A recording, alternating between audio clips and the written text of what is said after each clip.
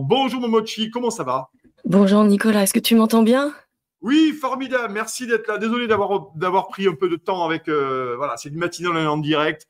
Merci d'être là, merci d'avoir accepté bien sûr l'invitation. On te connaît, hein, bien sûr nos toxinotes te connaissent, te suivent sur l'ensemble des réseaux bien entendu. Ce matin, je t'ai appelé, toi tu es ingénieure électronique, fondatrice de la chaîne YouTube d'analyse sur l'IA, la tech et les médias Momochi. Donc vous pouvez vous abonner à la chaîne YouTube Momochi et suivre sur l'ensemble de ces réseaux. Je voulais que ce matin qu'on parle du Digital ID parce que c'est véritable problème. J'ai fait un grand article sur mon compte Substack il y a pas longtemps, notamment avec les déclarations en Angleterre qui sont hallucinantes. Mais comme tu suis ça encore plus près que moi, je voulais qu'on en parle ce matin. De quoi on parle et qu'est-ce que ça va amener dans nos vies privées, ma chère Momochi? Absolument. D'abord, merci Nicolas. Bonjour à l'équipe de Toxin. Merci à vous. Vous faites un super job. C'est Merci. vraiment important.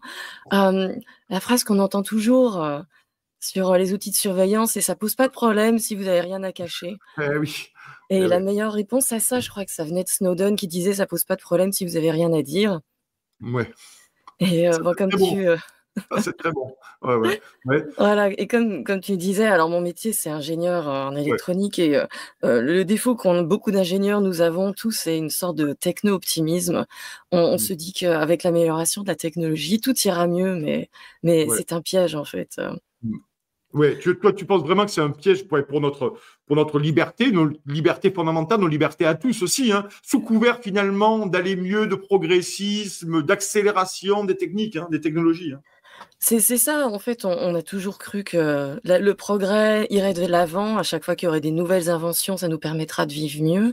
Mais il y a ça, un livre de Ben Cobley qui en parle, ça s'appelle Les pièges du progrès. Le concept, c'est qu'à chaque amélioration technologique, on pense qu'on va régler un problème de société. Mais le problème, c'est que si vous voyez pas les risques, Mm. vous allez avoir d'autres problèmes. Vous allez Mm. rajouter d'autres choses derrière. Du coup, on se dit, ah, on va résoudre ça avec la technologie encore. Et on fait qu'ajouter des couches et Mm. des couches de Ouais. progrès technologiques, mais à la fin, on perd complètement dans le processus et on est en train de construire une prison de surveillance et une prison de contrôle avec le Digital ID. C'est de ça dont je voulais te parler aujourd'hui. Ben oui, parce que le Digital ID, ça prend énormément racine en Angleterre. D'ailleurs, dans mon enquête sur mon Substack, j'ai notamment identifié Tony Blair, hein, qui a une fondation également qui pousse énormément là derrière. Comment on doit le comprendre? Pourquoi en Angleterre? Alors, pas qu'en Angleterre, mais je trouve Ouais. qu'en Angleterre, c'est très, très développé. Même le Premier ministre anglais, là aussi, commence à faire des vidéos, lui aussi, pour Ouais. promouvoir ça. Et on est dans Minority Report, c'est-à-dire qu'à un moment donné, on pourrait c'est Minority Report. Donc, quand j'ai fait mon article, je me suis découvert qu'on était en train d'y rentrer totalement, quoi. Oui, c'est ça, c'est ça. Pour y aller progressivement, enfin pour faire comprendre un peu aux auditeurs, là, on voit une progression en fait de pays qui sont en train d'installer le Digital ID, qui sont en train d'installer l'identité numérique. Là, en Angleterre, en septembre, le Premier ministre Keir Starmer avait annoncé qu'ils allaient faire ce Digital ID, cette identité numérique, et il disait que c'était juste pour accéder aux services du gouvernement, vérifier l'identité, limiter l'immigration. Mais le problème, c'est que c'est une pente glissante qui réduit nos libertés et beaucoup de gens contestent actuellement ce Digital ID. Là, en Angleterre, il y a une pétition qui circule. Ils sont à plus de 2,8 millions de personnes qui contestent et qui refusent ça. Ouais. Et la question, c'est pourquoi l'identité numérique, c'est le parfait cheval de Troie pour des abus du gouvernement. Mm. Et personne s'en rend compte parce qu'on ne fait que vous vendre les avantages, en fait. Ouais, ouais. Mm. Voilà, vous pourrez vous connecter. En pratique, ça a l'air bien. En surface, vous aurez vos données médicales en un clic. Vous pourrez accéder à vos impôts et finalement, tout irait bien. Mais le problème avec ça, c'est que quand toutes tes données médicales, d'identité, tes données financières et probablement ton compte d'activité en ligne, tout ça est lié dans un seul profil numérique, en fait, tu as l'infrastructure parfaite pour de la surveillance totale de la Mm. population. J'ai vu un reportage, notamment, je crois que c'était sur TF1, notamment en préparant cette émission, merci Ah Momoti d'être oui. là ce matin, où je crois que c'est avec le téléphone portable, tu es géolocalisé, et selon le trajet que tu fais en train, tu vas être débité du trajet que tu as fait. Alors oui, c'est plus simple parce que tu prends pas le ticket, parce que tu arrives à la bourre dans le train, tu n'as pas besoin de t'arrêter à la borne. Mais la réalité, c'est qu'en fait, tu es fliqué tout le temps et qu'on vient chercher sur ton téléphone le montant du truc, c'est-à-dire qu'on te flique de ton déplacement, hein, d'où tu es rentré, où tu es sorti.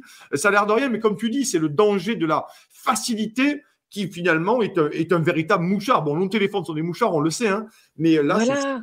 C'est ça et les personnes normales vont se dire, «Mais tout va bien, quel serait le problème? C'est Ouais, pratique, j'ai pas besoin de rentrer dans une application, ouais. enfin, ou d'acheter un billet, d'aller faire la file à la borne» et c'est ça le piège, c'est qu'à chaque fois qu'on nous propose des outils potentiellement de Mmh, surveillance, on nous montre toujours le côté pratique. C'est toujours mmh. l'excuse: «C'est Ouais, pratique, c'est plus facile». On a la même chose dans les aéroports, ouais, on propose aussi de scanner votre visage ouais. et que vous pourrez j'ai même vu ça en test, je pense que c'était à Orly ou dans Mmh, d'autres, villes en France, vous ouais, n'avez plus besoin d'entrer, vos données ou d'acheter un billet. On va mmh, scanner votre visage. Ça veut dire qu'on identifie votre visage mmh, et on lie ça à votre carte d'identité.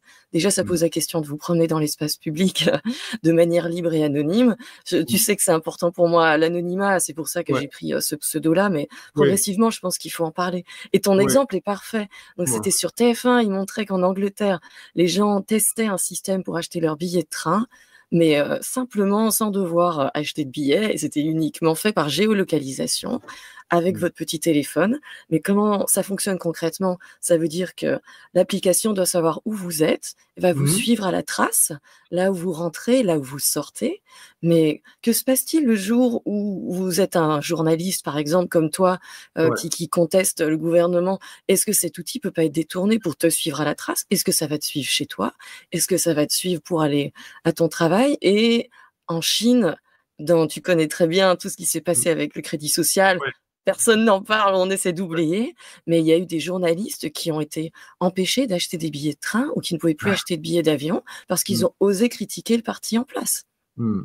Ouais. C'est une réalité, tu peux aller vérifier. Vous pouvez aller Ouais, ouais, vérifier ça en ligne ouais. et bizarrement, tous ces outils pratiques, pour vous aider, sont liés de plus en plus à vos déplacements, à Mmh, votre visage et la question c'est: est-ce que c'est vraiment juste mmh. pour rendre, plus pratique, l'outil technologique? Est-ce que c'est si difficile d'acheter un billet quand tu peux faire ça déjà en ligne avec un bouton et c'est